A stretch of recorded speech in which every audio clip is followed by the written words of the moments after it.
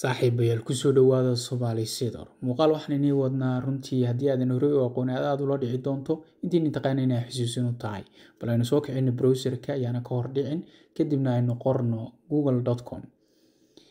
markaynu google booqano inkastoo ay hadda soo baxeen ChatGPT oo aan aad loo isticmaalin haddana google lagama maarmo oo waxa laga yaabaa maalin kasta inaad booqato si aad wax uga raadiso marka saaxiibayaal casharkeenu wuxuu ku saabsan yahay loogadan ama qoraalkan google ee halkan saaran inaynu ku bedelno mid ay nagu leenahay kaas oo noqon kara magacaaga magaca qof aad xiisayso ama taageerto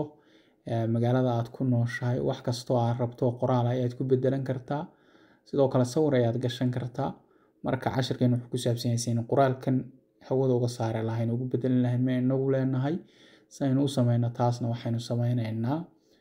waxaan tegaynaa saddexda dhibcood bad ku dhufanaysaa markaad kali galayso ama gujiso waxaad imaanaysaa extensions waxa laga yaabaa inuu luqad kale ku yahay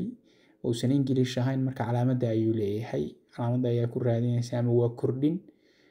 luqadaada marka ku turjimo kordhin ayaanu marka gujinaynaa ama kali garaynaynaa kadibna waxa soo kacaya page-kan ogeysiiska ah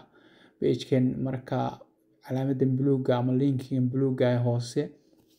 baynu gujinaynaa waad kali garaynaysaa linkiga buluuga ah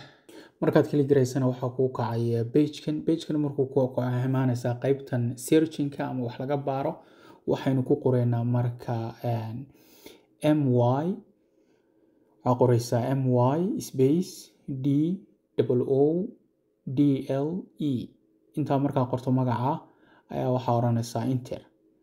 enter markaa tira waxa ku soo baxaya page-ka u horeeya calaamadan ayuu leeyahay magacna wuu wataa kadib waxa oranaysaa get markaad ku dhufato wuxuu ku siinayaa ma ku daraysaa buu ku leeyahay waa ku darayaa waa dhahaysaa kordhinta kadibna wuu wareegayaa halka adiga ugu jeeda markuu wareegitaanka dhameeyo notification ayaa ku soo baxaya kan waad iska xiraysaa kadib waxaad ku noqonaysaa meeshii waxaanad ku dhufanaysaa extensions kadibna waxaad oranaysaa new markaad tiraahdana page-kan ayaa ku kacaya ka qoraalkii waa ka tiraysaa